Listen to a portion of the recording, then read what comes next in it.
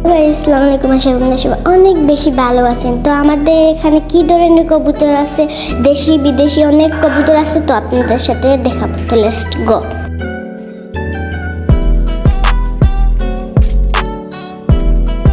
তো এই দেখেন একটা ব্রাহ্মা মুরগি, এই দেখেন দেশি কবুতর, ভিতরে অনেক গরম, তার জন্য ওরা বাইরে এসে বাতাস খাচ্ছে।